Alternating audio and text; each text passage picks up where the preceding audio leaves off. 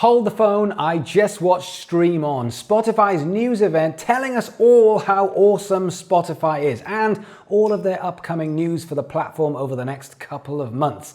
I watched it so you don't have to, and trust me, you don't have to, or more importantly, you don't want to, because it was an hour and a half of Daniel Ek swinging his dick around. Talk about an absolute power flex. The amount of money they spent on it. He was making it rain. They had Halsey, they had Billie Eilish and Phineas, they had Khalid, they had Harry and Meghan, they had Barack Obama on there. They also had Bruce Springsteen, and they even finished it off with a gig from everyone's favorite prepubescent adult, Justin Bieber. And even with all of those high-end A-list artists and celebrities, it was still an utter bore-fest, a total snooze-monger, and the best bit of the whole thing was listening to Devon Taylor absolute monster shredding on the drums while he was playing for Justin Bieber. But what did we actually learn from that hour and a half news event, other than Daniel Ek and Spotify are accepting nothing but complete and utter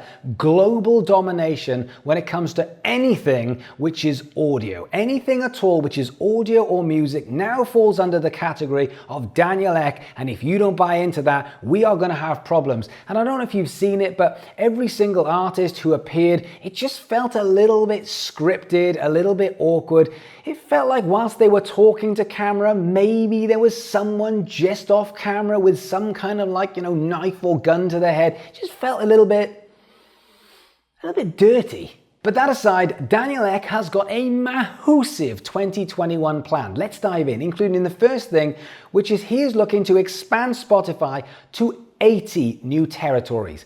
80. That is over 1 billion potential new people. That is colossal. We're talking Africa, Asia, Europe, South America. We're talking countries like Kenya, Korea, Georgia, Chad, Uganda. The list goes on and on. This is going to be a huge expansion, which will mean Spotify is taking to the next level, to a new level of people.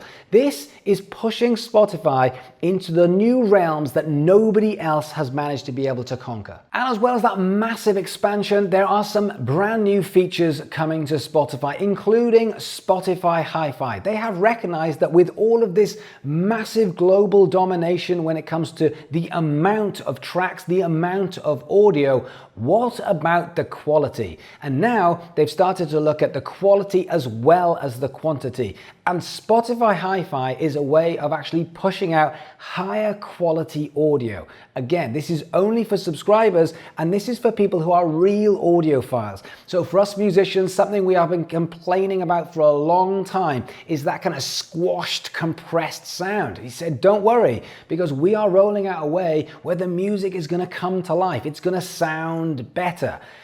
That could be quite a cool thing, if I'm honest. And for everyone who says they're just copying Tidal, well, maybe, but it turns out they're just copying just about everybody, and that hour and a half is rolling out a bunch of new features that lots of other social media platforms are already using in order to make Spotify this global powerhouse. For example, Spotify Clips, another new feature, which effectively is the same thing as we've got with Instagram stories, Snapchat stories, Facebook stories, and YouTube stories. Every other social media platform has them, and Spotify is about to have their version of this. And if you think about it, that completely makes sense. Spotify has been audio social media, but it hasn't been recognized as audio social media. It's been recognized as a replacement for the library of music, the CD library, the vinyl library. This is the place you go to for your music. Well, not anymore. This is different. This is about to become more and more about social media. After all, just because it's audio, it doesn't mean it can't be social media. We consume music the same way as we consume videos on YouTube or pictures or stories on Instagram and Facebook. Also, there's a follow button. We can build an audience. It very much is social media, and Spotify is leaning heavily into that. Then there was a huge amount of talk about podcasts. Podcasts. But what do you expect? They have invested over $1 billion on podcasts over the last 12 to 18 months, including everything from The Ringer, Joe Rogan, the Obamas, like everything. Anchor, Gimlet, anything which is podcasting is now being bought up as real estate and dumped into Spotify. And they want to get some of their return of investment back again for what they've spent. But it does make complete sense, because did you know that the advertising revenue on podcast is almost up to 10 billion in the last 12 months? So therefore, from a return of investment, they know how to get eyes on the prize. And so other than buying up whatever the next new massive podcast is, and let's face it, it probably will be David Dobrik as he joins the race. Other than that, how are Spotify going to improve and build on their podcast empire? Well, one of the things that they're doing is partnering up with WordPress so that they can introduce software which effectively takes the written word and makes it into audio, which could be a huge game changer for anyone who doesn't like the sound of their own voice. And then there's the big one. They are about to go head to head with YouTube and introduce video alongside audio. Now this is massive. For all of you Joe Rogan fans, that's right, we were watching and listening to Joe Rogan on YouTube, and then he went to Spotify, and all of us went, oh no, we'll have to go to Spotify, except we didn't, did we? We just waited. And now we've started to see clips of Joe Rogan back on YouTube again as they're trying to pull people back to Spotify. And it hasn't worked because a lot of the time we like to watch Joe Rogan in his weird kind of Death Star new spaceship that he's in. But this is how they think they're going to transfer more people over. The power of visuals to go on top of audio, going head to head with YouTube and Google. And then for us, there is the big one, the rollout of Spotify Marquee. And whilst it does exist, they are looking at rolling out this feature. As yet, we don't know exactly when, but we do know that very soon, artists and management and labels will be able to advertise their own music on Spotify. Now imagine that. Right now, the way to build that audience is pretty much on social media and then trying to force that across to Spotify, which absolutely is the best way of doing it. But imagine if everything could be done in one place. Now, the reason why that works so well is because when you advertise on a platform, to keep people on that platform, it's the cheapest way of advertising. But as soon as you're taking people away from that platform, the platform says, well, yeah, but you're taking them away, so therefore it's going to be more expensive. So therefore, this might potentially revolutionize how we market and promote our music. We have a new single, and then we say, I want you to put this on the end of certain playlists or on the end of certain explores. So when a playlist ends, at that point, we're paying for your track to be the next in line.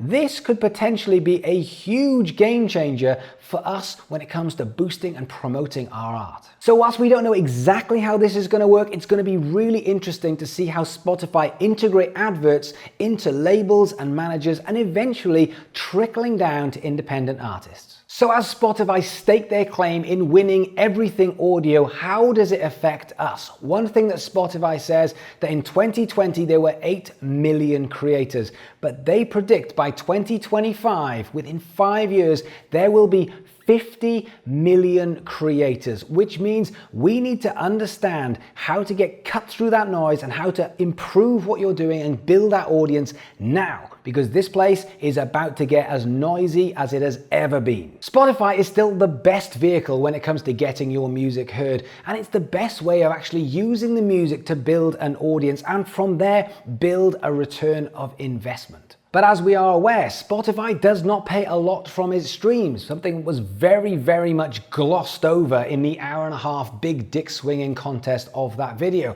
But it is still an amazing way to use that vehicle so that you can build monetary ways. You can build a return of investment on your money. Maybe not just from streaming, but from having a brand and an audience. So big things are afoot with Spotify, and it'll be very interesting to see what happens next. If you can do me a huge favor, hit that like, hit that subscribe button. You know the drill. It really, really does make a difference. And if you want to come and work with me on your music, then check out DK Music Business Academy. The link is in the description below. Otherwise, leave a comment, come and be a part of this community, and I'll see you guys next week.